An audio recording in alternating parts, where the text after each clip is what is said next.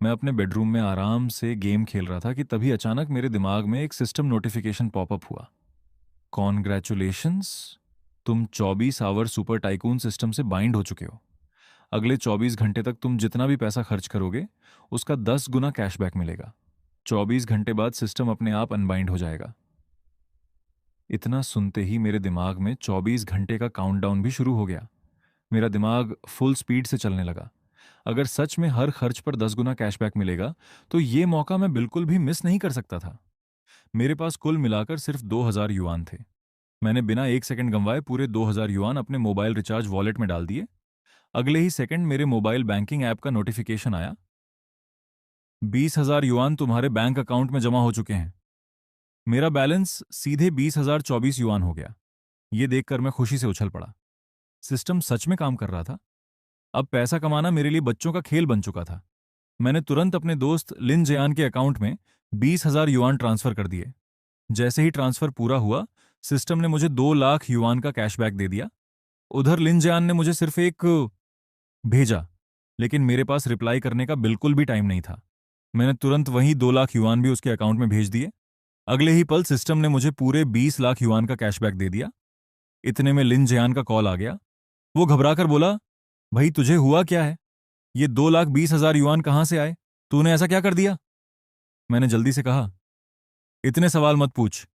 मैंने पहले तुमसे 10,000 युआन उधार लिए थे, बस वही वापस कर रहा हूं। अभी मैं बहुत बिजी हूं, बाद में बात करते हैं। वो हैरान होकर बोला, कौन 10,000 का कर्ज 2,20,000 देकर चुकाता है? इतने तो सूदखोर भी नहीं लेते। आखिर तू कर क्या रहा है? लेकिन मेरे पास उसकी बातें सुनने का भी वक्त नहीं था। मैं बिजली की स्पीड से एक एक करके उन सभी लोगों का पैसा वापस करने लगा जिनसे मैंने कभी उधार लिया था। साथ ही मैं अब बड़ी बड़ी चीजें खरीदने की भी प्लानिंग कर रहा था, क्योंकि जितना ज्यादा खर्च करूंगा उतना ही बड़ा 10 गुना कैशबैक मिलने वाला था। मैंने सोचा कि एक आम इंसान के पास इतने बड़े अमाउंट खर्च करने के ज्यादा तरीके नहीं होते। अगर मुझे इस सिस्टम का पूरा फायदा उठाना है तो पहले मुझे अपनी कैपिटल बढ़ानी होगी। तभी मैं आगे और भी बड़े लेवल पर खेल पाऊंगा। मैंने लिन जैन से कहा, कैशबैक वाली बात मैं तुम्हें बाद में समझाऊंगा। अभी याद आया, तुम पर तो 1 लाख युआन से ज्यादा का कर्ज है ना? पहले जाकर वो चुका दो, ज्यादा देर मत करो। वो बोला, ठीक है, मैं पहले सारे कर्ज निपटा देता हूं। जब फ्री हो जाना तो मुझे कॉल कर लेना। इतना कहकर उसने फोन काट दिया। उधर मैं भी एक सेकंड बर्बाद नहीं कर सकता था। सिर्फ 3 मिनट के अंदर मैंने अपने सारे ऑनलाइन लोन और क्रेडिट कार्ड के बिल क्लियर कर दिए। मैंने 3 लाख युआन खर्च किए और अगले ही पल सिस्टम ने मुझे 30 लाख युआन का कैशबैक दे दिया। अब मेरे बैंक अकाउंट में पूरे 47 लाख युआन थे। मेरी जिंदगी में सिर्फ एक ही ऐसा दोस्त था जिस पर मैं आंख बंद करके भरोसा कर सकता था। बाकी सब सिर्फ मतलब के दोस्त थे। जब तक मेरे पास पैसा नहीं था, किसी ने मेरी परवाह नहीं की। इसलिए उन लोगों पर एक भी रुपया खर्च करने का मेरा कोई इरादा नहीं था। अब सवाल था कि इतने पैसे कहाँ खर्च करूं। तभी मेरे दिमाग में एक आइडिया आया। अगर मुझे सबसे तेजी से पैसा बढ़ाना है तो मुझे ऐसी चीजें खरीदनी होंगी जिनकी कीमत करोड़ों में हो। मैं तुरंत सीढ़ियां उतरकर नीचे भागा, एक टैक्सी रोकी और ड्राइवर से कहा, भैया सीधे जियांशे रोड वाले फेरारी शोरूम चलो। आखिर जब इंसान अमीर बनता है तो सबसे पहले घर और लग्जरी कार ही खरीदता है, और मेरे लिए तो जितनी बड़ी खरीदारी उतना ही बड़ा 10 गुना कैशबैक। टैक्सी में बैठते ही मैंने अपना फोन निकाला और एक के बाद एक कई लाइव स्ट्रीमिंग ऐप डाउनलोड करने लगा। मुझे किसी स्ट्रीमर को देखना नहीं था। मेरा मकसद सिर्फ पैसा खर्च करना था। मैंने पहले ही ऐप में बिना सोचे 40 लाख युआन टॉपअप कर दिए। अगले ही सेकंड सिस्टम ने मुझे 4 करोड़ युआन का कैशबैक दे दिया। मैं रुका नहीं। मैंने तुरंत 60 लाख युआन और टॉपअप कर दिए। इस बार सिस्टम ने मुझे पूरे 6 करोड़ युआन वापस दे दिए। अब मेरे बैंक अकाउंट का बैलेंस बढ़कर 9 करोड़ 47 लाख युआन हो चुका था। इतना पैसा देखकर मेरी धड़कनें भी तेज हो गईं, लेकिन मैं बेवकूफ़ी नहीं करना चाहता था। अगर मैं एक ही ऐप पर बहुत ज्यादा पैसा खर्च करता तो लोगों को शक हो सकता था। इसलिए मैंने वही ट्रिक दूसरे लाइव स्ट्रीमिंग प्लेटफॉर्म्स पर भी अपनाई। हर प्लेटफॉर्म पर 1 करोड़ युआन टॉपअप करता गया और हर बार सिस्टम का 10 गुना कैशबैक सफलतापूर्वक मेरे अकाउंट में आता गया। मैंने टैक्सी ड्राइवर से कहा, भैया मुझे बहुत जल्दी है, जितनी तेज गाड़ी चला सकते हो चलाओ। अगर जल्दी पहुंचा दिया तो मैं तुम्हें 5,000 युआन दूंगा। ड्राइवर मुस्कुराकर बोला, मजबूती से बैठना, आज तुम्हें दिखाता हूं कि माउंट क्यूमिंग का रेसिंग किंग किसे कहते हैं। अगले ही सेकंड टैक्सी हवा से बातें करने लगी।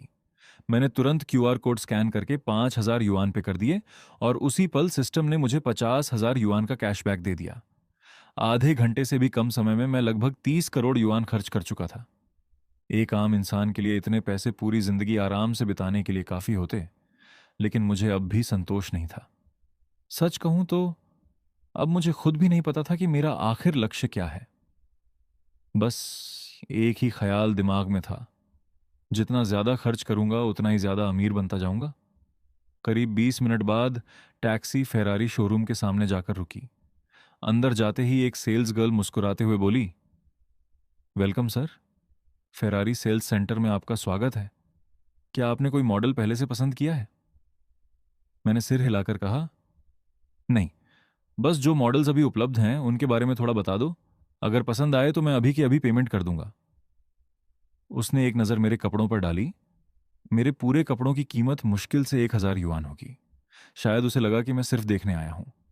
वो मुझे एक कार के पास ले गई और बोली, सर, ये फेरारी 612 है।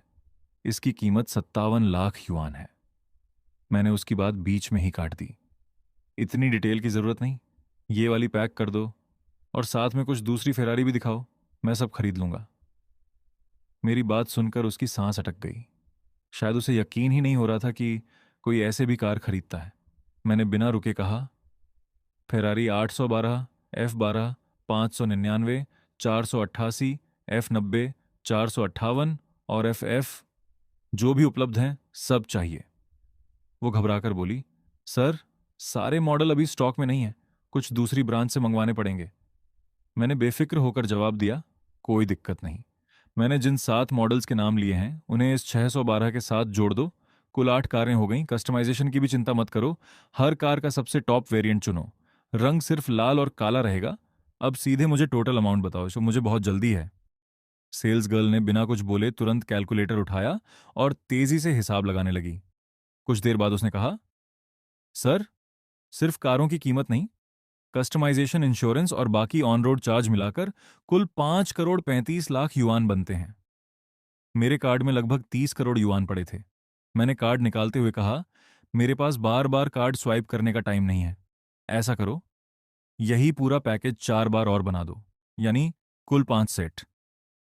मेरी बात सुनते ही सेल्स गर्ल पूरी तरह से सन्न रह गई। उसने बहुत से लोगों को फेरारी खरीदते देखा होगा, लेकिन किसी को ऐसे लग्जरी कारें सब्जी की तरह खरीदते हुए उसने पहली बार देखा था। मैंने फिर पूछा, वैसे ला फेरारी है क्या? वो हल्की सी मुस्कुराई और बोली, सर, ला फेरारी लिमिटेड एडिशन मॉडल है। वो पूरी दुनिया में पहले ही सोल्ड आउट हो चुकी है। ला फेरारी न मिलने का मुझे थोड़ा अफसोस तो हुआ, लेकिन मैंने ज्यादा सोचा नहीं। मैंने मुस्कुराकर कहा, कोई बात नहीं, जो हैं वही सही, कार्ड स्वाइप कर दीजिए। आमतौर पर ऐसे बैंक कार्ड की रोजाना खर्च करने की एक लिमिट होती है, लेकिन मेरे पास तो 24 आवर सुपर टाइकून सिस्टम था। इस सिस्टम के सामने दुनिया के सारे नियम बेकार थे। उसने बैंक की लिमिट को भी एक पल में नजरअंदाज कर दिया। अगले ही सेकंड पेमेंट सक्सेसफुल की आवाज सुनाई दी। मेरे सामने खड़ी सेल्स गर्ल की आंखें चमक उठीं। वो मुझे ऐसे देख रही थी जैसे उसे कोई खजाना मिल गया हो। वैसे भी फेरारी जैसे लग्जरी शोरूम में हर रोज इतने बड़े ग्राहक नहीं आते, इसलिए वहां मौजूद बाकी सभी सेल्स गर्ल्स भी तुरंत मेरे आसपास इकट्ठा हो गईं। जो साधारण कपड़े में पहनकर आया था, वही अब उनकी नजरों में लो प्रोफाइल अरबपति की पहचान बन चुके थे। मैंने अभी अभी 20 करोड़ से भी ज्यादा युआन खर्च किए थे और सिस्टम ने तुरंत मुझे 267 करोड़ युआन का कैशबैक दे दिया। पुराने बैलेंस को मिलाकर अब मेरे अकाउंट में लगभग 270 करोड़ युआन कैश पड़ा था। मैंने एक एक करके 40 फेरारी कारों के सारे डॉक्यूमेंट्स पर साइन करना शुरू कर दिया। चारों तरफ सेल्स स्टाफ मेरे इर्द गिर्द घूम रहा था। कोई मुझे पानी दे रहा था, कोई चाय, तो कोई बार बार पूछ रहा था कि मुझे और किसी चीज की जरूरत तो नहीं। इतना ही नहीं, शोरूम का मैनेजर भी खुद आकर मेरी सेवा करने लगा। वो इतनी इज्जत से पेश आ रहा था कि ऐसा लग रहा था जैसे मैं उसका सबसे खास मेहमान हूं। सारे कागज पूरे होने के बाद मैनेजर ने विनम्रता से कहा, मिस्टर गू, एक बात बता दूं, सभी 40 कारों की डिलीवरी होने में लगभग 6 महीने लगेंगे। मैंने आराम से जवाब दिया, कोई दिक्कत नहीं। जैसे जैसे कारें आती जाए एक एक करके मेरे पास भेजते रहना, मैं इंतजार कर सकता हूं। मेरी बात सुनते ही उस सेल्स गर्ल ने राहत की सांस ली। आखिर ये 20 करोड़ युआन से भी ज्यादा का ऑर्डर था। शायद वो खुद भी नहीं सोच पा रही थी कि उसे इस डील से कितनी बड़ी कमीशन मिलने वाली है। उसके चेहरे की खुशी साफ बता रही थी कि उसकी जिंदगी बदलने वाली है। अगर पहले की बात होती तो शायद मैं इन खूबसूरत लड़कियों से थोड़ा टाइम जरूर बिताता, लेकिन अभी मेरे पास सिर्फ 24 घंटे थे और उनमें से 1 घंटे से ज्यादा पहले ही निकल चुका था। मेरे लिए इस समय हर एक मिनट करोड़ों की कीमत रखता था। इसलिए फिलहाल खूबसूरत लड़कियां नहीं, सिर्फ पैसा कमाना मेरी पहली प्राथमिकता थी। मैंने एक सेल्स गर्ल से कहा, प्लीज फोन का स्पीकर ऑन कर दो। वो तुरंत बोली, जी सर। मैंने कॉल रिसीव की। हेलो, क्या मैं मिस्टर गू से बात कर रहा हूं? मैंने जवाब दिया। हाँ, मैं ही बोल रहा हूं। आप कौन? उधर से आवाज आई। हेलो मिस्टर गू, मैं कमर्शियल बैंक का प्रेसिडेंट किन युआन शान बोल रहा हूं। अभी कुछ देर पहले आपके डेबिट कार्ड से 267 करोड़ युआन का एक बहुत बड़ा ट्रांजैक्शन रिकॉर्ड हुआ है। आपके बैंक में जमा इतनी बड़ी राशि को देखते हुए हमें आपको अपना डिस्टिंग्विश्ड वीआईपी कस्टमर बनाने का सम्मान मिलेगा। इस स्टेटस के साथ आपको कई एक्सक्लूसिव सुविधाएं और स्पेशल बेनिफिट्स मिलेंगे। हालांकि मेरा फोन नॉर्मल मोड पर था, लेकिन स्पीकर इतना तेज था कि शोरूम में मौजूद हर इंसान ने बैंक प्रेसिडेंट की पूरी बात साफ साफ सुन ली। एक पल में पूरा शोरूम बिल्कुल शांत हो गया। मैनेजर से लेकर सभी सेल्स गर्ल्स तक हर कोई मुझे अविश्वास से देखने लगा। उनके दिमाग में बस एक ही सवाल घूम रहा था, आखिर इस इंसान के पास कितना पैसा है? जिस सेल्स गर्ल ने मुझे कारें दिखाई थीं, वो तो पूरी तरह से स्तब्ध रह गई। अभी कुछ मिनट पहले तक उसे 20 करोड़ युआन का ऑर्डर ही दुनिया की सबसे बड़ी डील लग रही थी। लेकिन अब जब उसने 267 करोड़ युआन के ट्रांजैक्शन की बात सुनी तो उसकी सोच ही बदल गई। उधर मुझे वीआईपी स्टेटस में बिल्कुल भी दिलचस्पी नहीं थी। मेरे लिए सबसे जरूरी बात यह थी कि बैंक मेरे काम कैसे आ सकता है। मैंने सीधे कहा, प्रेसिडेंट किन, वीआईपी वाली बात बाद में कर लेंगे, पहले मुझे आपकी एक मदद चाहिए। उन्होंने बिना एक सेकंड लगाए जवाब दिया, जरूर मिस्टर गू, आप बस बताइए आपको क्या चाहिए। मैंने कहा, मुझे तुरंत कुछ प्रॉपर्टी खरीदनी है। बड़े बड़े पेंट हाउस, लग्जरी विला या आलीशान मेंशन, जितनी जल्दी हो सके। अगर आपके इस फील्ड में कोई अच्छे कॉन्टैक्ट्स हैं तो अभी मिलवा दीजिए। मैं एक पल रुका और फिर मुस्कुराकर बोला, और हां, मुझे सिर्फ एक घर नहीं चाहिए, मुझे एक से ज्यादा प्रॉपर्टीज खरीदनी है। मैंने प्रेसिडेंट किन से कहा, अगर प्रॉपर्टीज अच्छी हुई तो मैं तुरंत पेमेंट कर दूंगा। उन्होंने बिना देर किए जवाब दिया, जरूर मिस्टर गू, मुझे बस कुछ मिनट दीजिए, मैं अभी अपने सभी कॉन्टैक्ट से बात करता हूं। कॉल खत्म होते ही पूरे फेरारी शोरूम का माहौल बदल चुका था। अभी तक जो सेल्स गर्ल्स मुझसे बात करने की कोशिश कर रही थीं, अब वो मेरे सामने जोर से सांस लेने तक की हिम्मत नहीं कर पा रही थीं। अगर मेरे पास सिर्फ कुछ करोड़ या कुछ 100 करोड़ होते तो शायद उनके मन में अमीर घर में शादी करने का सपना आ सकता था। लेकिन अब उन्हें समझ आ चुका था कि मेरे पास जो दौलत है वो उनकी सोच से भी कई गुना ज्यादा है। उनके लिए मैं किसी आम अमीर इंसान जैसा नहीं, बल्कि बिल्कुल अलग ही दुनिया का आदमी बन चुका था। मैंने मैनेजर की तरफ देखा और पूछा, क्या अभी कोई ऐसी कार तैयार है जिसे मैं तुरंत लेकर जा सकूं? मैनेजर ने सम्मान से जवाब दिया, मिस्टर गु, आपने सभी कारों के लिए कस्टम कॉन्फ़िगरेशन चुना है, इसलिए सबसे जल्दी डिलीवरी आज दोपहर 3 बजे तक हो पाएगी। मैंने सिर हिलाया। ठीक है, 3 बजे जो भी कार सबसे पहले तैयार हो जाए मुझे तुरंत कॉल कर देना, और हाँ, टैंक पूरा फुल करवा देना। नंबर प्लेट कोई भी सामान्य वाली लगा देना, मुझे उससे कोई फर्क नहीं पड़ता। अभी मेरे पास और भी जरूरी काम है, मैं चलता हूं। मैनेजर और पूरा सेल्स स्टाफ मुझे बाहर तक छोड़ने आया। जैसे ही मैं शोरूम से बाहर निकला, उसी समय फिर से प्रेसिडेंट किन का फोन आ गया। हेलो मिस्टर गू, मैंने अभी सभी संबंधित लोगों से बात कर ली है। इस समय बहुत से लोग अपनी लग्जरी प्रॉपर्टी बेचने के लिए तैयार हैं। अब आप बताइए आगे क्या व्यवस्था करनी है। मैंने तुरंत कहा, आपका बैंक कहाँ है? मेरे लिए एक मीटिंग अरेंज कर दीजिए। अभी लगभग 12 बजे हैं। अगर हो सके तो आज दोपहर ठीक 3 बजे उन सभी प्रॉपर्टी ओनर्स को आपके बैंक बुला लीजिए। मैं वहीं आकर सबसे एक साथ मिलूंगा। प्रेसिडेंट किन ने तुरंत जवाब दिया, मिस्टर गू, आपके जैसे सम्मानित ग्राहक की सेवा करना हमारे लिए गर्व की बात है। मैं अभी सभी लोगों के साथ अपॉइंटमेंट फिक्स कर देता हूं। मैंने मुस्कुराकर कहा, बहुत धन्यवाद प्रेसिडेंट किन। और हां, एक और काम है। क्या आप किसी प्राइवेट यॉट और प्राइवेट जेट के मैन्युफैक्चरर या उनके ऑफिशियल डीलर्स को जानते हैं? उन्होंने आत्मविश्वास से जवाब दिया, बिल्कुल मिस्टर गो, हमारी कमर्शियल बैंक की वीआईपी सर्विस बेहद हाई एंड है। ऐसे सभी प्रीमियम ब्रांड्स और ऑफिशियल डीलर्स से हमारे सीधे संपर्क हैं। आपकी जो भी जरूरत होगी हम तुरंत उसकी व्यवस्था कर देंगे। मैं हल्का सा मुस्कुराया, बहुत बढ़िया, तो फिर प्राइवेट जेट और प्राइवेट यॉट वाले लोगों की मीटिंग भी आज दोपहर के लिए फिक्स कर दीजिए। मैं आज ही सबसे मिलना चाहता हूं। फोन रखते ही मैंने घड़ी देखी। सारी मीटिंग्स तो दोपहर में थीं, लेकिन तब तक मेरे पास काफी समय था और मैं एक भी मिनट बेकार नहीं जाने देना चाहता था। मुझे सिर्फ एक ही काम करना था, ज्यादा से ज्यादा पैसा खर्च करना। खुशकिस्मती से फेरारी शोरूम वाली उसी सड़क पर कई दूसरे लग्जरी कार ब्रांड्स के शोरूम भी थे। करीब 500 मीटर आगे चलते ही मैं सीधे पोर्शे के शोरूम में पहुंच गया। लेकिन इस बार कुछ अलग हुआ। मैंने अभी अंदर कदम ही रखा था कि शोरूम का मैनेजर खुद कई सेल्स एग्जीक्यूटिव्स के साथ मेरा स्वागत करने आ गया। वो मुस्कुराते हुए बोली, हेलो मिस्टर गु, मैं सू वांचिंग, इस पोर्शे शोरूम की मैनेजर हूं। आपका स्वागत है। मैं थोड़ा हैरान हुआ। मैंने तो अपना नाम भी नहीं बताया था। फिर इन्हें कैसे पता चला? मुझे क्या पता था कि अभी 2 मिनट पहले जब मैं बाहर खड़े होकर फोन पर बात कर रहा था, तभी फेरारी शोरूम के कर्मचारियों ने मेरी पूरी खरीदारी की खबर अपने वर्क ग्रुप में डाल दी थी। अब इस पूरी सड़क पर मौजूद हर लग्जरी कार शोरूम को पता चल चुका था कि एक रहस्यमयी अमीर आदमी आया है, जिसने फेरारी के साथ अलग अलग मॉडल्स के 5-5 सेट यानी दर्जनों लग्जरी कारें खरीद डाली हैं और लगभग 30 करोड़ युआन एक साथ खर्च कर दिए हैं। कोई भी मेरी हरकत समझ नहीं पा रहा था। सबके मन में बस एक ही सवाल था, आखिर कौन ऐसा अमीर इंसान है जो कारें भी सब्जियों की तरह खरीद रहा है? मैंने बिना समय बर्बाद किए सीधे पूछा, आपके पास पोर्शे 911, पोर्शे 918 और पोर्शे करेरा जीटी मौजूद हैं? मैनेजर ने विनम्रता से जवाब दिया, मिस्टर गु, अफसोस की बात है कि फिलहाल हमारे पास इन सभी मॉडल्स का स्टॉक उपलब्ध नहीं है। मैनेजर ने कहा, मिस्टर गु, इन सभी मॉडल्स को हमें दूसरे वेयरहाउस से मंगवाना पड़ेगा। मैंने बिना सोचे जवाब दिया, कोई दिक्कत नहीं, तुरंत अरेंज कर दीजिए।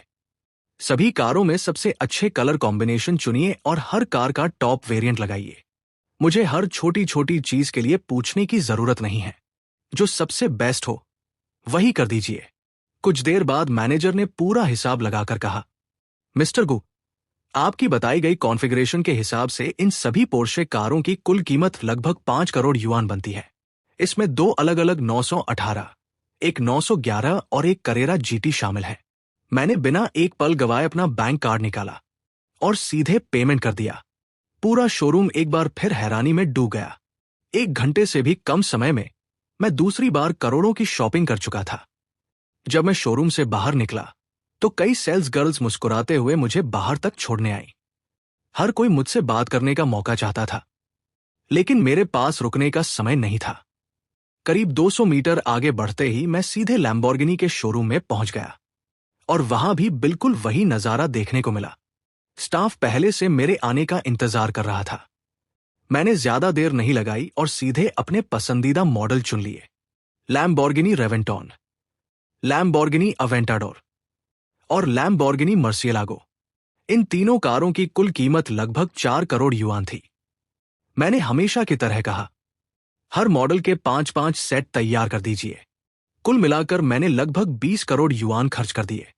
मेरे अकाउंट का बैलेंस कुछ समय के लिए 47 करोड़ युआन तक नीचे आया, लेकिन अगले ही सेकंड सिस्टम ने मुझे पूरे 200 करोड़ युआन का कैशबैक दे दिया। अब मेरे बैंक अकाउंट में कुल 672 करोड़ युआन जमा हो चुके थे। मैंने बिना समय बर्बाद किए सभी कॉन्ट्रैक्ट्स पर साइन किए और तुरंत अगले शोरूम की तरफ निकल गया। मेरे लिए अब हर सेकंड की कीमत थी। उस सड़क पर मेरा आखिरी पड़ाव था, मासेराती शोरूम।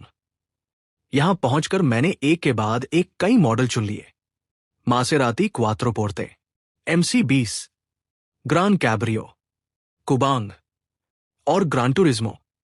इन सभी कारों की कुल कीमत सिर्फ 1 करोड़ 50 लाख युआन थी। मैंने हाथ हिलाते हुए कहा, हर मॉडल के 5-5 सेट तैयार कर दीजिए।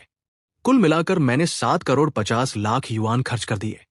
अगले ही पल सिस्टम ने मुझे 75 करोड़ युआन का कैशबैक दे दिया। अब मेरे बैंक अकाउंट का बैलेंस बढ़कर लगभग 740 करोड़ युआन तक पहुंच चुका था और मेरे चेहरे पर मुस्कान पहले से भी ज्यादा गहरी हो गई, क्योंकि अभी तो मेरा 24 घंटे का खेल बस शुरू हुआ था। करीब दोपहर के 3 बजे मैं कमर्शियल बैंक के बाहर पहुंच गया। मैंने आराम से अपना फोन निकाला और एक कॉल कर दी। 1 मिनट भी नहीं बीता था कि लगभग 40 साल का एक व्यक्ति तेजी से बैंक से बाहर निकलकर मेरे सामने आ गया। वो सम्मान से बोला, हेलो मिस्टर गु, मैं किन युआन शान, इस कमर्शियल बैंक का प्रेसिडेंट हूं। हमारे बैंक में आपका स्वागत है। मैंने मुस्कुराकर कहा, इतनी फॉर्मेलिटी की जरूरत नहीं है प्रेसिडेंट किन। चलिए अंदर चलते हैं। अंदर जाते समय उनकी नजर मेरे हाथ में पकड़े आधे खाए हुए हैमबर्गर पर पड़ी। उन्होंने तुरंत पूछा, मिस्टर गु, क्या आप पहले खाना खाना चाहेंगे?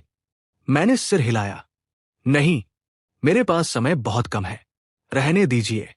लेकिन उन्होंने तुरंत कहा, तो फिर मैं अभी अपने स्टाफ को कहता हूं कि आपके लिए पास से कुछ खाना ले आए। मैंने हल्की मुस्कान के साथ जवाब दिया, ठीक है, बस कुछ सिंपल सा ले आइए, धन्यवाद। वो बोले, इसमें धन्यवाद की कोई बात नहीं सर, आपकी सेवा करना हमारे लिए सम्मान की बात है। इतना कहते हुए हम दोनों बैंक के अंदर चले गए। आज बैंक में सामान्य दिनों से कहीं ज्यादा लोग मौजूद थे। आखिर मैंने एक साथ कई लोगों को यहां बुलाया था। प्रेसिडेंट किन ने खुद अपने हाथों से मेरे लिए चाय डाली और फिर बोले, मिस्टर गु, जिन जिन लोगों से आपकी मीटिंग तय हुई थी वो सभी आ चुके हैं। थोड़ी देर में उन्होंने सबका एक दूसरे से परिचय करवाया। मैंने कमरे में मौजूद सभी लोगों की तरफ देखा और कहा, सबसे पहले आप सभी से माफी चाहता हूं कि मैंने आपको इतनी अचानक यहां बुलाया, लेकिन मेरे पास समय बहुत कम है, इसलिए मुझे ऐसा करना पड़ा। मैं हल्का सा मुस्कुराया और आगे बोला, लेकिन मुझे पूरा भरोसा है कि हमारी आज की बातचीत के बाद आप में से कोई भी निराश होकर नहीं जाएगा। कमरे में बैठे सभी लोग बिजनेस की दुनिया के अनुभवी खिलाड़ी थे। उनके लिए ऐसी छोटी मोटी बातें कोई मायने नहीं रखती थी। वैसे भी यहां आने से पहले प्रेसिडेंट किन उन्हें बता चुके थे कि मैं एक ऐसा अरबपति हूं जिसके पास बेहिसाब कैश फ्लो है, इसलिए हर कोई पूरी गंभीरता से मेरी बात सुनने के लिए तैयार बैठा था। मैंने बिना समय गवाए सीधे मुद्दे पर आते हुए कहा, सबसे पहले प्रॉपर्टी डील्स शुरू करते हैं। मैंने सामने बैठे लोगों की तरफ इशारा किया। आप सब अपने अपने तैयार किए हुए डॉक्यूमेंट्स मुझे दे दीजिए। मेरी बात खत्म होते ही वहां मौजूद सातों लोगों ने बिना देर किए अपनी अपनी प्रॉपर्टी की पूरी फाइलें और दस्तावेज मेरे सामने रख दिए। मेरे सामने कुल मिलाकर 30 से भी ज्यादा प्रॉपर्टीज की फाइलें रखी थी। इनमें लग्जरी पेंट हाउस, बड़े फ्लैट और आलीशान विला, सब कुछ शामिल था। मैं एक एक फाइल बहुत तेजी से देखने लगा। मेरा ध्यान सिर्फ दो चीजों पर था, लोकेशन और कीमत। बाकी डिटेल्स में मेरा बिल्कुल भी समय बर्बाद करने का इरादा नहीं था। ये सभी प्रॉपर्टी शेनचेंग के सबसे मशहूर और प्रीमियम प्रोजेक्ट्स में थी, जिनकी कीमतें इतनी ज्यादा थी कि एक आम इंसान उनके बारे में सोच भी नहीं सकता था। सिर्फ बड़े फ्लैट्स की बात करें तो सबसे सस्ता फ्लैट भी 2 लाख युआन प्रति स्क्वायर मीटर से शुरू हो रहा था और सबसे छोटा फ्लैट भी 230 स्क्वायर मीटर से बड़ा था। मैं लगातार लगभग 1 घंटे तक सभी फाइलें देखता रहा। जब मैंने सिर उठाया तो देखा कि मेरे सामने एक टेकवे खाना रखा हुआ था, साधारण सा चावल और कुछ सब्जियां। शायद प्रेसिडेंट किन ने ही मेरे लिए मंगवाया था। मैंने फाइलें बंद की और सबकी तरफ देखते हुए कहा, अगर मैं आप सभी से प्रॉपर्टी खरीदूं तो मुझे एक्स्ट्रा डिस्काउंट या कोई स्पेशल बेनिफिट क्या मिलेगा? मेरी बात सुनते ही सभी लोग एक दूसरे की तरफ देखने लगे। फिर एक एक करके सबने अपने अपने ऑफर्स बताने शुरू किए। लगभग हर कंपनी की तरफ से मिलने वाले फायदे एक जैसे थे। 3 साल तक मेंटेनेंस फीस पूरी तरह माफ, 3 साल तक यूटिलिटी और हीटिंग चार्जेस फ्री, एक फ्री पार्किंग स्पेस और अगले 3 सालों में पूरे घर की 10 बार मुफ्त डीप क्लीनिंग सर्विस। मैंने जल्दी से मन ही मन पूरा हिसाब लगाया। सबसे सस्ता लग्जरी फ्लैट लगभग 4 करोड़ 60 लाख युआन का था, जबकि सबसे महंगे आलीशान विला की कीमत सीधे 80 करोड़ युआन तक पहुंच रही थी। मैंने फाइलों पर एक आखिरी नजर डाली और मन ही मन फैसला कर लिया कि अब अगला कदम ऐसा होगा जिसकी किसी ने भी कल्पना नहीं की होगी। मैंने सभी फाइलों का हिसाब लगाया। कुल मिलाकर 32 प्रॉपर्टीज थी, जिनमें 7 आलीशान विला और 25 लग्जरी फ्लैट शामिल थे। इन सबकी कुल कीमत लगभग 430 करोड़ युआन बन रही थी। मेरे अकाउंट में पहले से ही 740 करोड़ युआन मौजूद थे, इसलिए इतनी बड़ी रकम देखकर मुझे जरा भी टेंशन नहीं हुई, बल्कि मैं अंदर ही अंदर खुश हो गया। आखिर इस डील के बाद सिस्टम मुझे पूरे 4300 करोड़ युआन का कैशबैक देने वाला था। हाँ, रकम बहुत बड़ी थी, इसलिए सिस्टम एक साथ पैसा भेजने की बजाय उसे कई किश्तों में ट्रांसफर करने वाला था। उधर सामने बैठे सभी प्रॉपर्टी एजेंट्स अभी भी हैरान थे। वो इतनी जल्दी में आए थे कि सिर्फ प्रॉपर्टी की फाइलें ही लेकर आए थे। उन्हें बिल्कुल उम्मीद नहीं थी कि कोई इंसान सिर्फ तस्वीरें देखकर ही सारी प्रॉपर्टीज एक साथ खरीद लेगा। इसलिए उनके पास तो खरीद बिक्री के असली कॉन्ट्रैक्ट्स भी नहीं थे। लेकिन इसमें भी कोई समस्या नहीं थी। उन्होंने तुरंत एक फोन किया और ओरिजिनल कॉन्ट्रैक्ट्स मंगवा लिए। मैंने फिर अपनी नजर बगल में बैठे 3 प्राइवेट यॉट कंपनियों के प्रतिनिधियों पर डाली। मैंने पूछा, आप लोगों के पास भी सभी डॉक्यूमेंट्स तैयार हैं? तीनों तुरंत खड़े हो गए और दोनों हाथों से अपनी अपनी फाइलें मेरे सामने रख दी। मैंने एक एक डिजाइन ध्यान से देखा, फिर मुस्कुराकर कहा, ये तीनों यॉट मुझे पसंद है, मैं तीनों खरीद रहा हूं। मैं थोड़ी देर रुका और आगे बोला, और इनके अलावा मेरे लिए एक बिल्कुल नई कस्टम यॉट भी तैयार की जाएगी।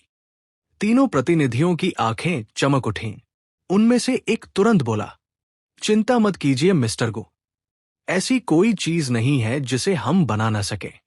मैंने संतुष्टि से सिर हिलाया और अगले लगभग आधे घंटे तक अपनी कस्टम यॉट के लिए एक एक डिटेल समझाता रहा। मेरी डिमांड्स इतनी यूनिक और मुश्किल थी कि उन्हें सुनकर तीनों कंपनियां भी एक दूसरे का चेहरा देखने लगी। आखिर में मैंने कहा, मेरी सारी जरूरतें अब आप तीनों जानते हैं, अब आपस में कंपीट कीजिए। जो सबसे बेहतरीन डिजाइन और ऑफर देगा वही ये ऑर्डर जीतेगा। उसी समय प्रॉपर्टी के सभी ओरिजिनल कॉन्ट्रैक्ट्स भी बैंक पहुंच गए। मैंने बिना समय गवाए एक एक करके उन पर साइन करना शुरू कर दिया। साथ ही मैंने तीनों यॉट कंपनियों को सोचने का समय दे दिया। लेकिन मेरा काम अभी खत्म नहीं हुआ था। मैंने तुरंत सामने रखी प्राइवेट जेट डीलर्स की फाइलें भी अपनी तरफ खींच ली, क्योंकि आज मैं सिर्फ अमीर नहीं बन रहा था, मैं अपनी पूरी लग्जरी दुनिया एक ही दिन में खड़ी कर रहा था। मैंने एक एक करके कई प्राइवेट जेट कंपनियों की फाइलें देखी, लेकिन सच कहूं तो मैं ज्यादा प्रभावित नहीं हुआ। मैंने हल्का सा भौहें सिकोड़ ली। मुझे जो चाहिए था वैसा जेट किसी के पास तैयार नहीं था, लेकिन इसमें उनकी भी कोई गलती नहीं थी। प्राइवेट जेट कोई आम कार नहीं होता। उसकी कीमत इतनी ज्यादा होती है कि ज्यादातर जेट पहले से स्टॉक में नहीं रखे जाते, बल्कि ऑर्डर मिलने के बाद ही बनाए जाते हैं। मैंने बिना देर किए अपनी सभी शर्तें और जरूरतें विस्तार से बतानी शुरू कर दी। केबिन कैसा होगा, इंटीरियर किस लेवल का होगा, कौन कौन से फीचर्स चाहिए, मैंने एक भी डिटेल छोड़े बिना सब समझा दिया। कमरे में बैठे सभी लोग तेजी से नोट्स लेने लगे। इसके बाद उन्होंने तुरंत अपनी अपनी कंपनियों और मैन्युफैक्चरर से संपर्क करना शुरू कर दिया। एक तरफ खड़े प्रेसिडेंट किन युआनशान ये सब देखकर पूरी तरह दंग रह गए थे। बैंक प्रेसिडेंट होने के नाते उन्होंने अपनी जिंदगी में न जाने कितने अरबपतियों को देखा था। उन्हें लगता था कि दुनिया में ऐसा कोई सौदा नहीं होगा जो उन्हें हैरान कर सके। लेकिन आज उनकी आंखों के सामने जो हो रहा था उसने उनकी पूरी सोच बदल दी। आम इंसान तो सब्जी खरीदते समय भी पहले 10 दुकानों में भाव पूछता है, और मैं अरबों युआन की चीजें ऐसे खरीद रहा था जैसे कोई सड़क किनारे से सब्जियां उठा रहा हो। उधर काफी चर्चा के बाद तीनों यॉट कंपनियों ने भी अपना फैसला सुना दिया। मेरी कस्टम यॉट बनाने की जिम्मेदारी उनमें से सिर्फ एक कंपनी को दी गई। मेरी डिमांड्स के हिसाब से उस कस्टम यॉट की कुल कीमत लगभग 250 करोड़ युआन तय हुई। पूरी दुनिया में भी इतनी महंगी प्राइवेट यॉट्स बहुत कम लोगों के पास होती थी। लेकिन मैंने बिना एक पल रुके सीधे पूरे 250 करोड़ युआन ट्रांसफर कर दिए। इसके बाद मैंने उन 3 रेडीमेड यॉट्स की तरफ इशारा किया जिन्हें मैंने पहले पसंद किया था। उनकी कुल कीमत लगभग 40 करोड़ युआन थी। मैंने हमेशा की तरह बिना कोई सवाल किए कॉन्ट्रैक्ट्स पर साइन किए और तुरंत कार्ड स्वाइप कर दिया। हर बड़ी खरीदारी के साथ मेरा सिस्टम लगातार मुझे कई गुना कैशबैक देता जा रहा था।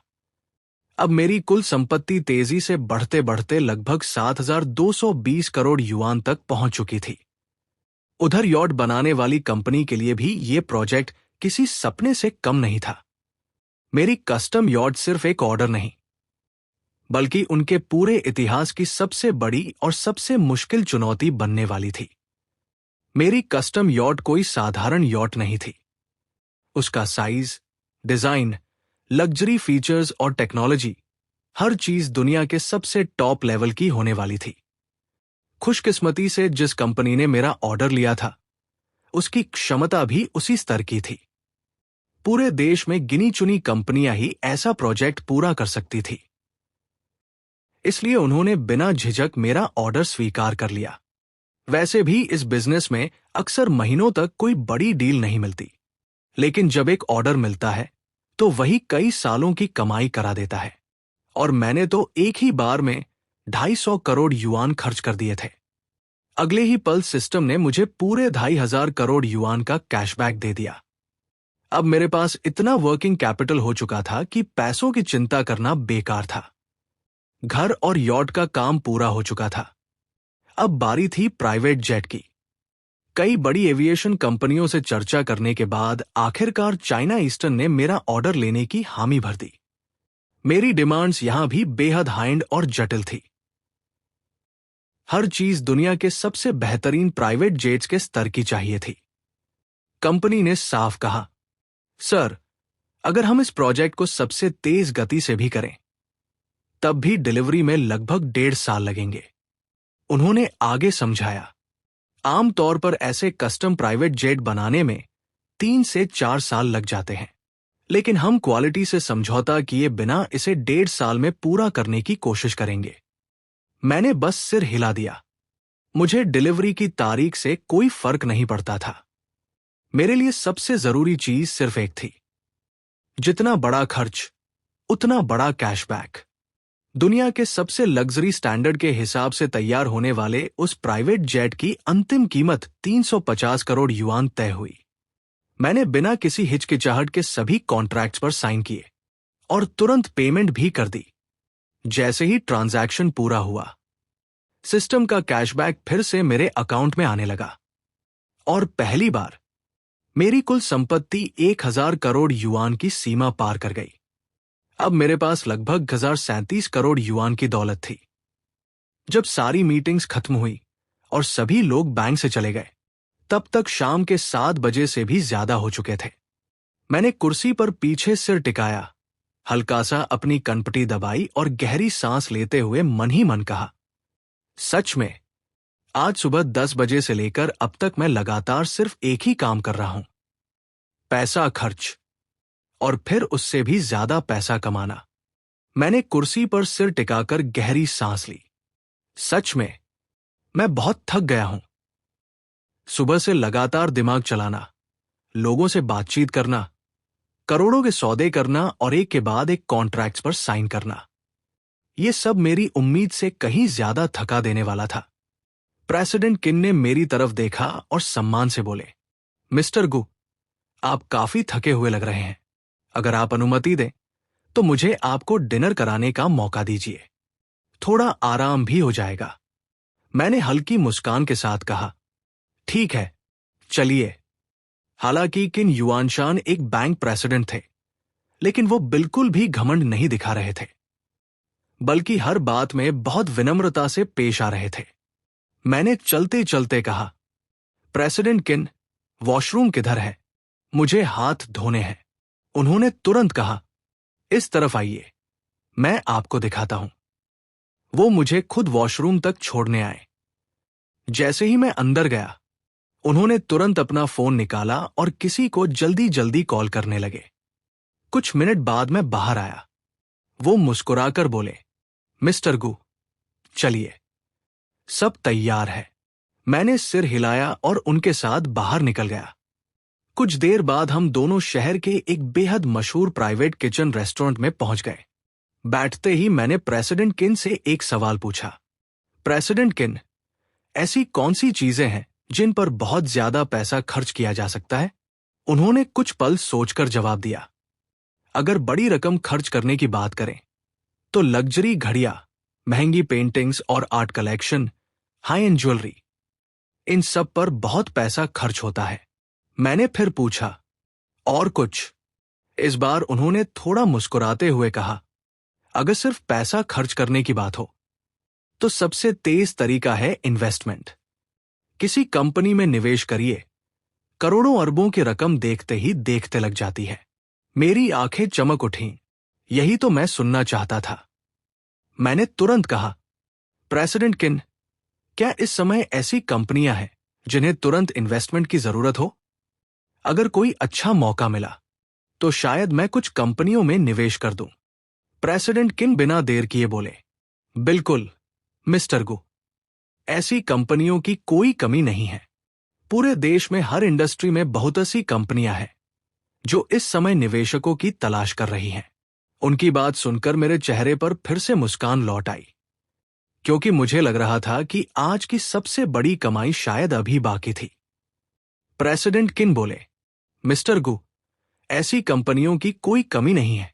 अगर आप चाहें तो मैं आसानी से बहुत सारी कंपनियां ढूंढ सकता हूं जिन्हें इस समय इन्वेस्टमेंट की जरूरत है। मैंने तुरंत कहा, तो फिर मेरी एक मदद कीजिए। फिल्म और एंटरटेनमेंट, इंटरनेट और मीडिया, मेडिकल और फार्मास्यूटिकल, एजुकेशन और ट्रेनिंग, इन सभी सेक्टर्स में देखिए। अगर कोई अच्छी कंपनी इन्वेस्टमेंट ढूंढ रही हो तो मुझे बताइए। मैं थोड़ी देर रुका और फिर मुस्कुराकर बोला, लेकिन कंपनी बहुत खराब नहीं होनी चाहिए। कम से कम उसका भविष्य तो अच्छा दिखना चाहिए। असल में मैंने ये बात जानबूझकर कही। मेरे लिए तो फर्क ही क्या पड़ता था।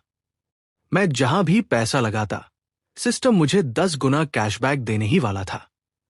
प्रेसिडेंट किन ने तुरंत भरोसा दिलाया, चिंता मत कीजिए मिस्टर गो, आज डिनर के बाद मैं खुद इस काम में लग जाऊंगा। जैसे ही मुझे सही कंपनियां मिलेंगी मैं तुरंत आपको संपर्क करूंगा। हम दोनों की बात वहीं तय हो गई। फिर प्रेसिडेंट किन मुस्कुराकर बोले, मिस्टर गु, मेरी एक छोटी सी उम्मीद है। अगर हो सके तो आप अपनी ज्यादातर जमा राशि हमारे बैंक में ही रखिए। मैं भी मुस्कुरा दिया। प्रेसिडेंट किन, आपने वो कहावत तो सुनी ही होगी, अपने सारे अंडे एक ही टोकरी में नहीं रखने चाहिए। मैं अपनी पूरी दौलत किसी एक बैंक में नहीं रख सकता। मैंने उनकी तरफ देखते हुए आगे कहा, लेकिन मैं आपसे एक वादा जरूर करता हूं। मेरी सबसे बड़ी रकम आपके ही बैंक में रहेगी। यह सुनते ही उनके चेहरे पर खुशी साफ दिखाई देने लगी। आखिर पूरे दिन उन्होंने मेरे लिए हर काम पूरे दिल से किया था। उनकी इस छोटी सी इच्छा को मानने में मुझे भी कोई परेशानी नहीं थी। डिनर खत्म होते होते रात के 9 बजे से ज्यादा हो चुके थे। मैंने उठते हुए कहा, प्रेसिडेंट किन, आज आपने जो भी मदद की उसके लिए बहुत बहुत धन्यवाद। उन्होंने तुरंत जवाब दिया, अरे नहीं मिस्टर गु, आपके जैसे सम्मानित ग्राहक की सेवा करना तो हमारे बैंक के लिए गर्व की बात है। तभी मुझे अचानक एक और बात याद आई। मैंने पूछा, ओह हां, मैं एक कमर्शियल ऑफिस बिल्डिंग भी खरीदना चाहता हूं। क्या आसपास कोई ऐसी बिल्डिंग है जो बिक्री के लिए उपलब्ध हो? मेरी बात सुनकर प्रेसिडेंट किन हल्का सा मुस्कुराए। प्रेसिडेंट किन ने कुछ पल सोचकर कहा, मिस्टर गु, अगर आप सच में एक कमर्शियल ऑफिस बिल्डिंग खरीदना चाहते हैं तो मुझे पहले कुछ लोगों से बात करनी होगी, क्योंकि ऐसी प्रॉपर्टी हर कोई बेचने के लिए तैयार नहीं होता। इतना कहते कहते उनकी नजर अचानक ठहर गई, जैसे उन्हें कुछ याद आ गया हो। वो तुरंत बोले, ओह, एक मिनट मिस्टर गु, अगर कोई नई नई बनी हुई बिल्डिंग हो जो अभी तक इस्तेमाल ही ना हुई हो तो क्या वो चलेगी? मैंने बिना सोचे जवाब दिया, बिल्कुल। इंटीरियर और बाकी बदलाव मैं अपनी जरूरत के हिसाब से खुद करवा लूंगा। ये सुनते ही प्रेसिडेंट किन मुस्कुरा दिए। अब याद आया, मुझे सच में एक ऐसी बिल्डिंग के बारे में पता है। मैंने तुरंत पूछा, कौन सी बिल्डिंग? उन्होंने समझाना शुरू किया। कुछ साल पहले एक कंपनी ने हमारे बैंक से लोन लेकर एक बहुत बड़ा ट्विन टावर प्रोजेक्ट बनाया था। दोनों टावर्स आपस में जुड़े हुए हैं। उसका डिजाइन भी काफी शानदार है। उसमें commercial area, office space, luxury hotel, residential apartments और कई दूसरे मॉड्यूल पहले से ही प्लान किए गए हैं। उन्होंने आगे कहा, पिछले महीने ही उस प्रोजेक्ट का निर्माण पूरा हुआ है। अभी अंदर इंटीरियर का काम चल रहा है।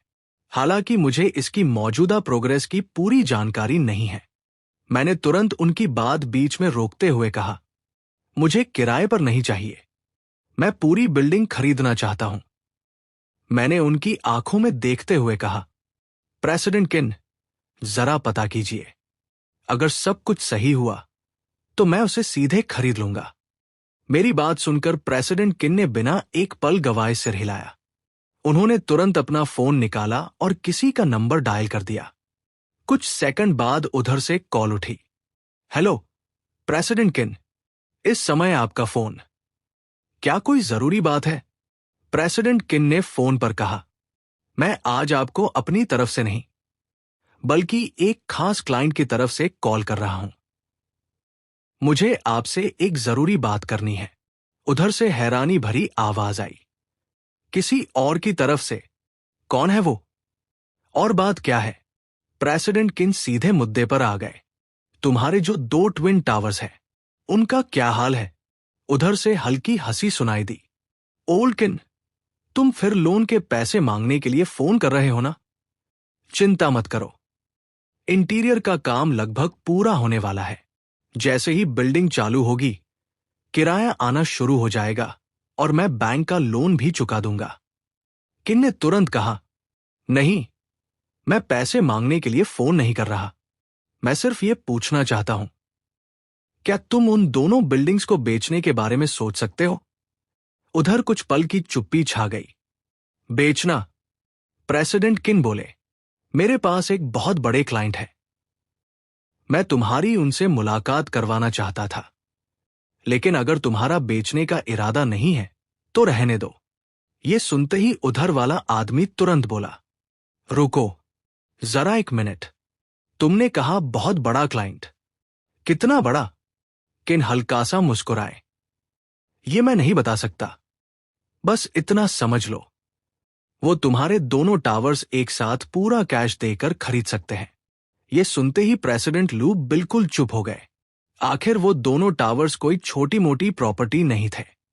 शंघाई जैसी महंगी जगह पर इतनी बड़ी कमर्शियल बिल्डिंग की कीमत आसमान छू रही थी। अगर वो किराए के भरोसे निवेश की रकम वापस निकालते तो इसमें कई साल लग जाते।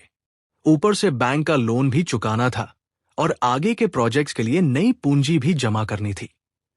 काफी देर सोचने के बाद उन्होंने धीरे से कहा, अगर मुझे एक ही बार में पूरी रकम वापस मिल जाए तो शायद ये मेरे लिए ज्यादा अच्छा सौदा होगा। फिर उन्होंने फैसला लेते हुए कहा, ठीक है ओल्ड किन, मैं कल अपनी पूरी टीम के साथ बैठकर इस बारे में चर्चा करूंगा। लेकिन प्रेसिडेंट किन ने तुरंत उन्हें रोक दिया। मेरे क्लाइंट ने साफ कहा है कि अगर बात करनी है तो आज रात ही करनी होगी, क्योंकि कल सुबह 10 बजे के बाद उनके पास समय नहीं होगा। उसके बाद वो दूसरी बिल्डिंग्स देखने लगेंगे। ये सुनते ही प्रेसिडेंट लू लगभग चिल्ला पड़े, क्या ओल्ड किन, तुम मजाक कर रहे हो क्या? इतनी बड़ी कमर्शियल बिल्डिंग का फैसला कोई एक रात में कैसे कर सकता है? ऐसी डील्स में तो हफ्तों, कभी कभी महीनों लग जाते हैं। प्रेसिडेंट लू ने हैरानी से कहा, ओल्ड किन, क्या तुम सच में गंभीर हो? इतनी बड़ी डील का फैसला एक ही रात में, ये कोई मजाक तो नहीं? प्रेसिडेंट किन ने शांत आवाज में जवाब दिया, मैं बस इतना बता सकता हूं कि मेरे इस क्लाइंट ने आज सिर्फ एक ही दिन में लगभग 1000 करोड़ युआन कैश खर्च किए हैं। ये सुनते ही प्रेसिडेंट लू पूरी तरह चुप हो गए। 1000 करोड़ युआन सिर्फ एक दिन में। बाकी सब बातें अपनी जगह थी, लेकिन जो इंसान इतनी बड़ी रकम कैश में खर्च कर सकता हो, उसके पास पैसों की कमी होने का सवाल ही नहीं उठता। ऐसा आदमी किसी छोटी मोटी बात के लिए उनसे मजाक क्यों करेगा? लेकिन उनके मन में एक सवाल बार बार घूम रहा था, आखिर इतनी जल्दी किस बात की है? आमतौर पर कोई भी कमर्शियल बिल्डिंग खरीदने से पहले महीनों तक रिसर्च करता है, लोकेशन देखता है, दूसरे प्रोजेक्ट से तुलना करता है, कई बार बातचीत और मोलभाव होता है, फिर जाकर एडवांस पेमेंट होती है। लेकिन मैं सिर्फ एक रात में पूरी बिल्डिंग खरीदने का फैसला करना चाहता था। यह तरीका उनकी समझ से बिल्कुल बाहर था। कुछ देर सोचने के बाद उन्होंने आखिर कहा, ठीक है ओल्किन, मुझे 1 घंटा दो, मैं सबसे बात करके तुम्हें वापस कॉल करता हूं। ठीक है, इतना कहकर प्रेसिडेंट किन ने फोन रख दिया। मैंने हल्के से अपनी कनपटी दबाई और कहा, ओह हां प्रेसिडेंट किन, इन्वेस्टमेंट वाली बात भी साथ में पूछ लीजिए। देखिए, इस समय किन किन कंपनियों को निवेश की जरूरत है। उन्होंने तुरंत सिर हिलाया।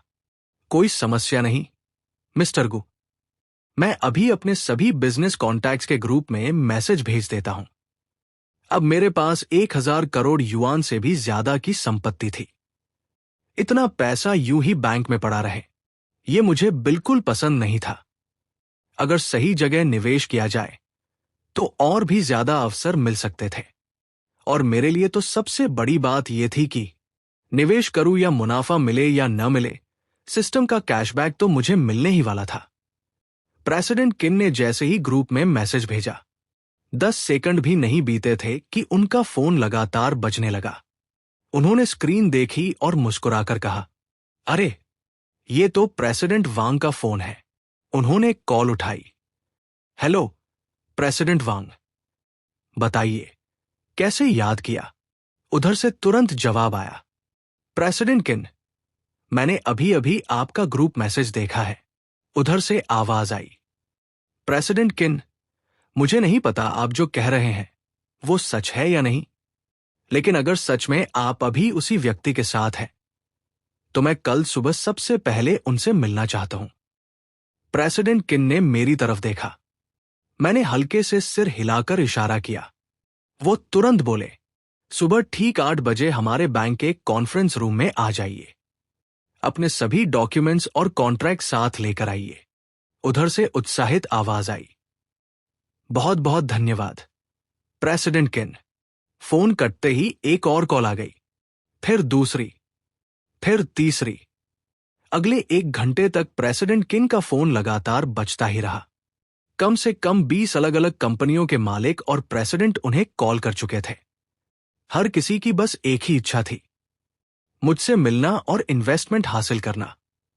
कई लोग तो कॉल भी नहीं लगा पाए। उन्होंने सीधे प्रेसिडेंट किन को मैसेज भेज दिए। पूरा फोन नोटिफिकेशन से भर गया था। करीब 1 घंटे बाद आखिरकार प्रेसिडेंट लू का भी फोन वापस आ गया। उन्होंने कहा, प्रेसिडेंट किन, हमने पूरी टीम के साथ चर्चा कर ली है। हम वो ट्विन टावर्स बेचने के लिए तैयार हैं, लेकिन एक छोटी सी समस्या है। कुछ हिस्सों के पहले से कॉन्ट्रैक्ट साइन हो चुके हैं। उन एग्रीमेंट्स को हम कैंसिल नहीं कर सकते। आगे उन मामलों को नए मालिक को ही संभालना होगा। मैंने बिना कुछ कहे मुस्कुराकर कोई बात नहीं का इशारा किया। प्रेसिडेंट किन तुरंत बोले, कोई समस्या नहीं। कल सुबह 7 बजे हमारे बैंक के कॉन्फ्रेंस रूम में आइए। अपने सभी डॉक्यूमेंट्स और कॉन्ट्रैक्ट साथ लेकर आइए। दोनों ने कुछ औपचारिक बातें की और फिर कॉल खत्म हो गई। प्रेसिडेंट किन ने अपने फोन की स्क्रीन की तरफ देखा। सैकड़ों मैसेज और मिस्ड कॉल्स देखकर वो हल्का सा हंस पड़े। उन्होंने मेरी तरफ देखकर पूछा, मिस्टर गु, क्या आप सच में इन सभी लोगों से मिलने वाले हैं? मैंने बिना झिझक जवाब दिया, उन्हें बता दीजिए, जो लोग आज रात फ्री हैं वो आज ही मुझसे आकर मिल सकते हैं, और जो आज नहीं आ सकते वो कल सुबह 9 बजे से पहले बैंक पहुंच जाए। मैंने आखिरी बात साफ शब्दों में कही, 9 बजे के बाद आने की जरूरत नहीं, क्योंकि उसके बाद मेरे पास किसी के लिए समय नहीं होगा। मैंने प्रेसिडेंट किन से कहा, सुबह 10 बजे के बाद मेरे दूसरे काम हैं। उसके बाद मेरे पास किसी से मिलने का बिल्कुल समय नहीं होगा। हालांकि उन्हें बिल्कुल नहीं पता था कि मैं आखिर करने क्या वाला हूं, लेकिन वो इतना जरूर जानते थे कि उन्हें मुझसे ऐसे सवाल पूछने का कोई हक नहीं था। उन्होंने तुरंत सभी लोगों को मेरा मैसेज भेज दिया। इसके बाद उन्होंने समय देखा और मेरी तरफ मुस्कुराकर बोले, मिस्टर गु, क्यों न हम किसी और जगह चलते हैं? मैंने पूछा, कहाँ? कुछ ही देर में वो मुझे शहर के एक प्राइवेट क्लब के बाहर लेकर पहुंचे। उन्होंने कहा, यह क्लब मेरे एक बिजनेस फ्रेंड का है। यहां बाथिंग, मसाज, आराम करने के लिए प्राइवेट रूम और बिजनेस मीटिंग्स की शानदार सुविधा है। आगे की बातचीत के लिए ये जगह बिल्कुल सही रहेगी। मैं उनके साथ अंदर चला गया। हम सीधे रूम 666 में पहुंचे। कमरे में पहले से कई लोग बैठे हुए थे। प्रेसिडेंट किन ने मुस्कुराकर मेरा परिचय कराया। सभी लोग ध्यान दें, ये है मिस्टर गु। कमरे में मौजूद सभी लोग तुरंत खड़े हो गए। हेलो मिस्टर गु। हालांकि मेरी उम्र ज्यादा नहीं थी, लेकिन उनकी नजरों में मैं चलता फिरता खजाना था। मैं इन्वेस्टमेंट की दुनिया का बहुत बड़ा एक्सपर्ट नहीं था, लेकिन मुझे इतना जरूर पता था कि कुछ इंडस्ट्रीज कभी खत्म नहीं होती, जैसे हेल्थ केयर, एजुकेशन और कुछ दूसरी जरूरी इंडस्ट्रीज। इनकी डिमांड हमेशा बनी रहती है। कई घंटों तक लगातार बातचीत करने के बाद मैंने दर्जनों कंपनियों और बिजनेस ग्रुप्स में निवेश करने का फैसला किया। कुल मिलाकर मैंने लगभग 300 करोड़ युआन का इन्वेस्टमेंट किया और अगले ही पल सिस्टम ने मुझे पूरे 3000 करोड़ युआन का कैशबैक दे दिया। समय का पता ही नहीं चला। जब आखिरी प्रतिनिधि वहां से गया, तब रात के 3 या 4 बजे चुके थे। इतनी भागदौड़ के बाद आखिर मुझे थोड़ी देर आराम करने का मौका मिला, लेकिन मेरी नींद ज्यादा देर तक नहीं टिक सकी। कुछ ही समय बाद प्रेसिडेंट किन ने मुझे जगाया। मिस्टर गु, हमें अब बैंक चलना होगा। जिन लोगों से अपॉइंटमेंट है, वो सब आपका इंतजार कर रहे हैं। मैंने आंखें खोली। रात भर जागने की वजह से मेरी आंखों के नीचे गहरे काले घेरे पड़ चुके थे। मैं और प्रेसिडेंट किन तुरंत कमर्शियल बैंक के कॉन्फ्रेंस रूम पहुंच गए। वहां प्रेसिडेंट लू अपनी सेक्रेटरी और ढेर सारे कॉन्ट्रैक्ट्स के साथ पहले से मौजूद थे। मैंने फाइलें उठाई और सिर्फ सबसे जरूरी हिस्से पढ़े। फिर मैंने बिना हिचकिचाए कहा, मैं ये डील स्वीकार करता हूं। मैं उन दोनों ट्विन टावर्स को अपना मुख्य हेडक्वार्टर बनाना चाहता था, इसलिए मैं नहीं चाहता था कि उनका कोई हिस्सा किसी और के पास रहे। मैंने दोनों बिल्डिंग्स 300 करोड़ युआन में खरीद ली। अगले ही सेकंड सिस्टम ने मुझे पूरे 3000 करोड़ युआन का कैशबैक दे दिया। इसके अलावा मैंने बाकी प्रतिनिधियों की कंपनियों में भी लगभग 200 करोड़ युआन का निवेश किया। लगातार कॉन्ट्रैक्ट्स पर साइन करते करते जब मैंने घड़ी देखी, तब सुबह के 9:50 हो चुके थे। मैंने सबकी तरफ देखकर कहा, माफ कीजिए, मैं अभी 2 मिनट में आता हूं। इतना कहकर मैं वॉशरूम की तरफ चला गया। मैं वॉशरूम में खड़ा ही था कि अचानक मेरे दिमाग में सिस्टम की आखिरी नोटिफिकेशन गूंज उठी। 24 घंटे पूरे हो चुके हैं। सुपर टाइकून सिस्टम अब अपने आप अनबाइंड हो रहा है। होस्ट को भविष्य के लिए शुभकामनाएं। मैं कुछ सेकंड तक चुपचाप खड़ा रहा। सच कहूं तो मुझे पहले से ही पता था कि यह सिस्टम हमेशा मेरे साथ नहीं रहने वाला। मैंने हल्की सी मुस्कान के साथ मन ही मन कहा, तुम्हारा भी धन्यवाद और अलविदा। अगले ही पल सिस्टम धीरे धीरे चमकते हुए कणों की तरह गायब हो गया। कुछ पल के लिए मुझे थोड़ा खाली खाली सा महसूस हुआ, लेकिन मैंने खुद को संभाला, गहरी सांस ली और वापस कॉन्फ्रेंस रूम की तरफ चल पड़ा। इन 24 घंटों में सिर्फ सिस्टम की मदद से मैंने कुल 8,237 करोड़ युआन कमा लिए थे। और सबसे बड़ी बात, यह सारी रकम कैश थी, जिसे मैं जब चाहूं, जहां चाहूं इस्तेमाल कर सकता था। सिर्फ कैश ही नहीं, मेरे पास अब दर्जनों आलीशान विला और लग्जरी फ्लैट्स थे, सैकड़ों लग्जरी कारें, प्राइवेट जेट, प्राइवेट यॉट्स, करीब 100 कंपनियों में हिस्सेदारी, और वो 2 विशाल ट्विन टावर्स भी अब मेरे ही थे। इतनी संपत्ति होने के बाद अगर कभी जिंदगी में मेरा सब कुछ खत्म भी हो जाए, तो सिर्फ ये एसेट्स बेचकर ही मैं फिर से हजारों करोड़ों का मालिक बन सकता था। मैंने प्रेसिडेंट किन की तरफ देखा और मुस्कुराकर कहा, प्रेसिडेंट किन, इन 2 दिनों में आपने मेरे लिए बहुत मेहनत की। आपका दिल से धन्यवाद।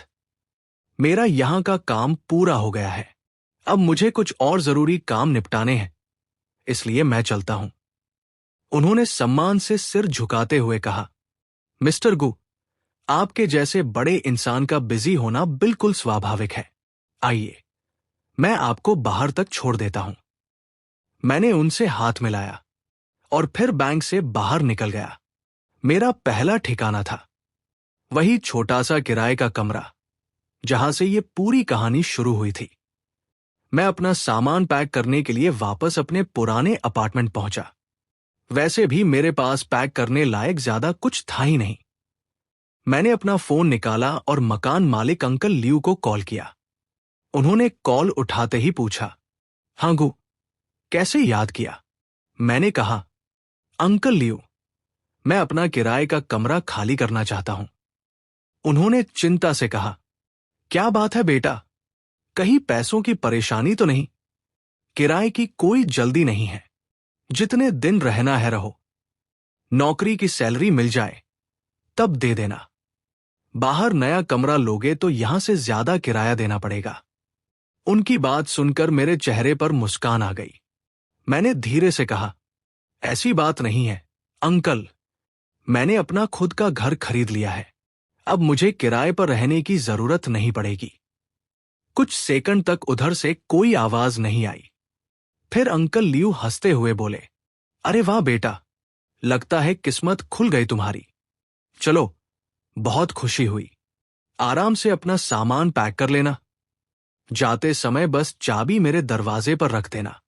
मैंने कहा, ठीक है अंकल लियू, बाद में जो भी बाकी किराया होगा मैं आपको ट्रांसफर कर दूंगा। धन्यवाद। कॉल खत्म होते ही मुझे लगा कि आखिरकार पिछले 24 घंटों की सारी भागदौड़ खत्म हो चुकी थी। मैंने तुरंत अपने सबसे अच्छे दोस्त लिन ज़ेयान को फोन मिलाया। उसने कॉल उठाते ही जोर से कहा, भाई, तेरे दिमाग को क्या हो गया है? मैं पूरे दिन से तेरे फोन का इंतजार कर रहा था और अब जाकर कॉल किया है। मैं हंसते हुए बोला, हाँ, अभी अभी सारे काम खत्म हुए हैं।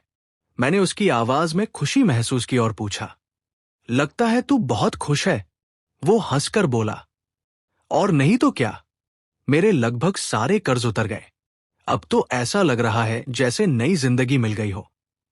मैंने पूछा, सब चुका दिए? वो बोला, करीब 2 लाख युआन का कर्ज था। लगभग सब खत्म हो गया, बस 20,000 युआन बाकी है। मैंने राहत की सांस ली। अच्छा है, बाकी भी जल्दी खत्म हो जाएगा। लेकिन अगले ही पल वो गंभीर होकर बोला, अब तू मुझे सच सच बता, आखिर ये सब हुआ कैसे?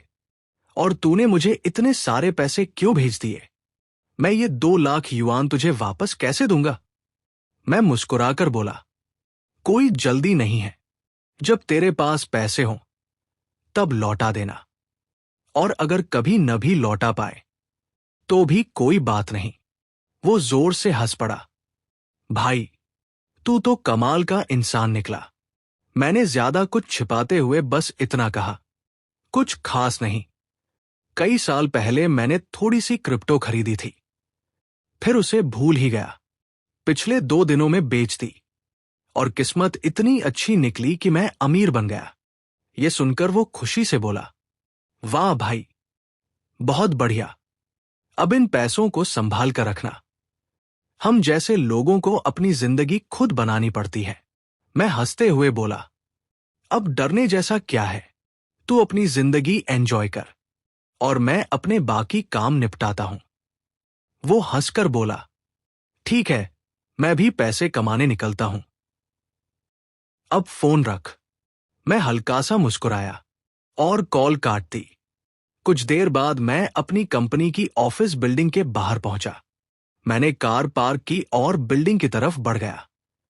कुछ दिन पहले तक मैं भी एक आम ऑफिस कर्मचारी था, जो हर दिन ओवरटाइम करता था और मुश्किल से अपनी जिंदगी चला रहा था। लेकिन अब मेरी जिंदगी पूरी तरह बदल चुकी थी। इतना अमीर बनने के बाद नौकरी करने का कोई मतलब नहीं था। मैं सीधे अपने बॉस मैनेजर ली के केबिन में गया और कहा, मैनेजर ली, मैं अपनी नौकरी छोड़ना चाहता हूं। उन्होंने हैरानी से मेरी तरफ देखा। क्या हुआ? आज सुबह भी तुम ऑफिस नहीं आए? सब ठीक तो है? मैंने शांत आवाज में कहा, सब ठीक है, बस कुछ साल पहले मैंने थोड़ी सी क्रिप्टो में इन्वेस्टमेंट की थी। पिछले 2 दिनों में उसे बेच दिया और अब मुझे नौकरी करने की जरूरत नहीं रही। मैंने शांत होकर कहा, मैंने कुछ दिन पहले अपनी क्रिप्टो बेच दी, इसलिए अब मैं नौकरी छोड़ना चाहता हूं। मेरी बात सुनकर मैनेजर ली ने कोई सवाल नहीं किया। न कोई ड्रामा हुआ, न कोई बहस। उन्होंने तुरंत मेरा इस्तीफा मंजूर कर लिया। मैंने अपने सभी सहकर्मियों से एक एक करके विदा ली, अपना रिजाइन लेटर जमा किया और आखिरकार उस कंपनी से हमेशा के लिए बाहर निकल आया। लेकिन मेरे जाने के कुछ ही मिनट बाद ऑफिस के अंदर अचानक एक कर्मचारी भागता हुआ आया और जोर से बोला, अरे यारों, तुम्हें पता है मैंने अभी नीचे क्या देखा? सबने हैरानी से पूछा, क्या हुआ? वो उत्साहित होकर बोला, मैंने अभी अभी गु बेई चेन को फेरारी चलाते हुए देखा है। पूरा ऑफिस एकदम चौंक गया। क्या? फेरारी? उधर मैं अपनी नई फेरारी आराम से चलाते हुए शहर की सड़कों पर निकल चुका था। अब मैं अमीर बन चुका था और मैंने फैसला कर लिया था कि अब से अपनी जिंदगी बिना किसी रोक टोक के अपनी शर्तों पर जीऊंगा। सबसे पहला काम, मुझे अपनी पूरी वार्डरोब बदलनी थी। सच कहूं तो मुझे लग्जरी ब्रांड्स की ज्यादा जानकारी नहीं थी। मैंने सिर्फ इतना सुना था कि कुछ बड़े ब्रांड से सामान खरीदने के लिए पहले अपनी दौलत का सबूत देना पड़ता है और यह पूरा प्रोसेस काफी झंझट वाला होता है। लेकिन अब मुझे उसकी भी चिंता नहीं थी। आखिर अब मैं इतना अमीर था कि ऐसे काम करने के लिए प्रोफेशनल लोगों की मदद ले सकता था। मेरे दिमाग में सबसे पहले प्रेसिडेंट किन का ख्याल आया। मैंने तुरंत उन्हें कॉल किया। हेलो प्रेसिडेंट किन, मुझे आपसे एक बात पूछनी है। उन्होंने तुरंत जवाब दिया, जी मिस्टर गु, बताइए। मैंने कहा, क्या आपके बैंक की किसी बड़े लग्जरी ब्रांड के साथ पार्टनरशिप है? वो आत्मविश्वास से हंसते हुए बोले, चिंता मत कीजिए मिस्टर गु, हमारे कमर्शियल बैंक के नेटवर्क के जरिए इस देश में लगभग हर प्रीमियम लग्जरी ब्रांड तक पहुंचना संभव है। मैंने अपनी बात रखी। मैं कुछ लग्जरी सामान खरीदना चाहता हूं।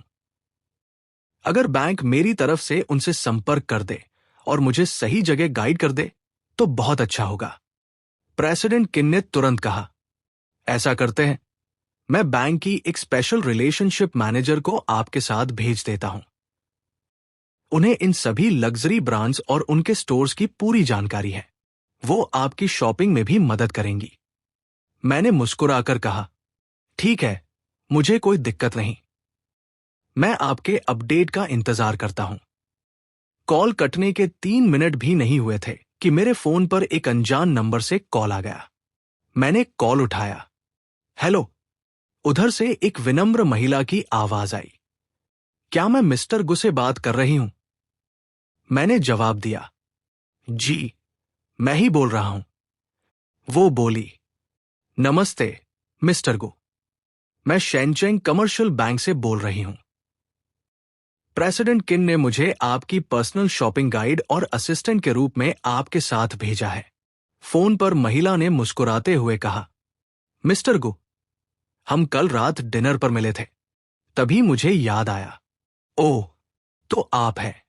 वो बोली, जी, मेरा नाम मैंग शियू है। मैंने कहा, अच्छा, तो अब कहां चलना चाहिए? मैंग शियू ने तुरंत जवाब दिया, अगर आपको लग्जरी ब्रांड्स की शॉपिंग करनी है तो मैं आपको इंटरनेशनल मिक्सक मॉल जाने की सलाह दूंगी। वहां लगभग सभी बड़े इंटरनेशनल लग्जरी ब्रांड्स मौजूद हैं और पूरे शहर में उसकी काफी प्रतिष्ठा है। मैंने मुस्कुराकर कहा, ठीक है, वहीं चलते हैं। वैसे भी मैं उसी दिशा में जा रहा हूं। रास्ते में बैंक पड़ेगा तो आप भी वहीं से मेरे साथ आ जाइए। वो थोड़ी झिझकते हुए बोली, क्या आपको सच में मुझे लेने आने की जरूरत है? कहीं आपको परेशानी तो नहीं होगी?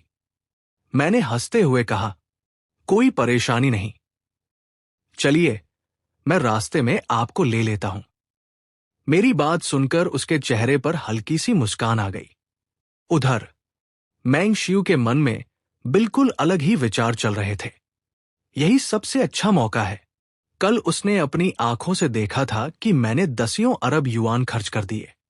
30 अरब युआन की 2 विशाल बिल्डिंग्स, अनगिनत कंपनियों में निवेश, और बिना पलक झपकाए करोड़ों अरबों के सौदे। उसने अपनी पूरी जिंदगी में मेरे जैसा सुपर अरबपति कभी नहीं देखा था। आज उसके सामने पहली बार ऐसा इंसान बैठने वाला था। लेकिन क्या वो मेरे दिल में अपनी जगह बना पाएगी? इस बात का उसे जरा भी भरोसा नहीं था। कुछ ही मिनटों बाद मैं बैंक के बाहर पहुंचा। मैंग शियू पहले से मेरा इंतजार कर रही थी। जैसे ही वो कार में बैठी, मैंने एक नजर उसकी तरफ देखा। कल रात भी मैंने उसे देखा था, लेकिन आज वो मेरे बिल्कुल पास बैठी थी। अब मैं उसे और भी साफ देख पा रहा था। उसकी पर्सनैलिटी बेहद आकर्षक थी और उसका फिगर भी किसी मॉडल से कम नहीं लग रहा था। उसे एहसास हो गया कि मैं उसे देख रहा हूं। लेकिन अजीब बात यह थी कि उसे इससे बिल्कुल भी बुरा नहीं लगा, बल्कि उसके मन में हल्की सी खुशी होने लगी। मैंने बातचीत शुरू करते हुए पूछा, लगता है तुम्हें लग्जरी ब्रांड्स की काफी अच्छी जानकारी है।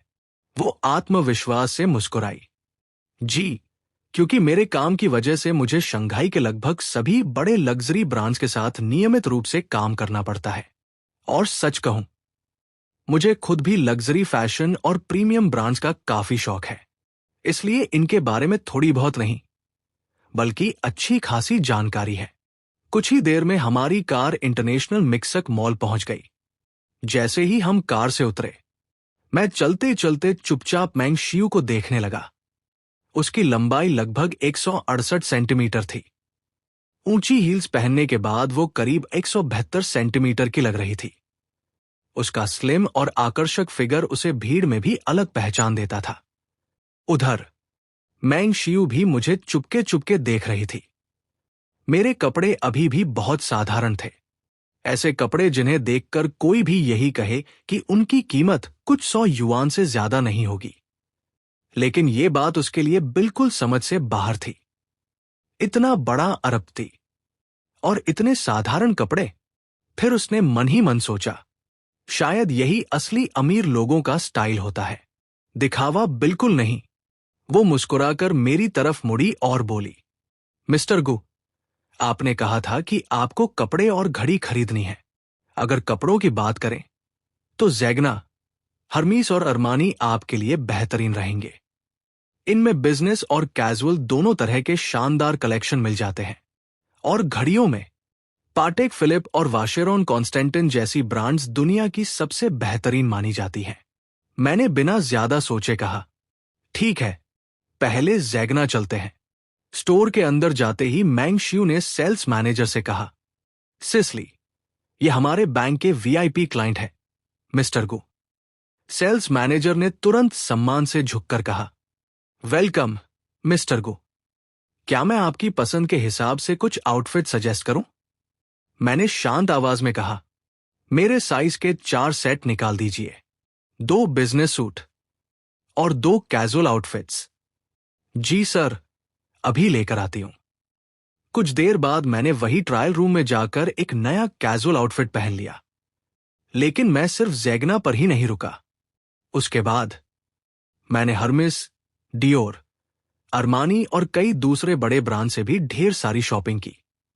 कुल मिलाकर सिर्फ कपड़ों पर ही मैंने 15 लाख युआन खर्च कर दिए। अब बारी थी घड़ी की। मैंने एक के बाद एक कई महंगी घड़ियां देखी। आखिरकार मेरी नजर एक ऐसी घड़ी पर जाकर रुकी जिसे देखते ही मैं समझ गया, यही चाहिए। वो थी पटेक फिलिप ग्रैंड कॉम्प्लिकेशंस जी सीरीज 6300G010। उसकी कीमत सुनकर आम इंसान का दिल कांप जाए, 3 करोड़ 15 लाख युआन। लेकिन मैंने बिना एक पल सोचे अपना कार्ड निकाला और सीधे पेमेंट कर दी। मेरे बगल में खड़ी मैंग शियू ये सब देख रही थी। उसकी आंखों में साफ दिखाई दे रहा था कि वो भी कभी ऐसी ही शानदार और आलीशान जिंदगी जीना चाहती थी। अगर स्टोरी पसंद आया हो तो कमेंट में एक रेड हार्ट देना कभी मत भूलना। और हाँ, लाइक, कमेंट और सब्सक्राइब करना कभी मत भूलना। नेक्स्ट पार्ट के लिए सब्सक्राइब करो एपिक मैनवाजिड को, क्योंकि स्टोरी अभी बाकी है।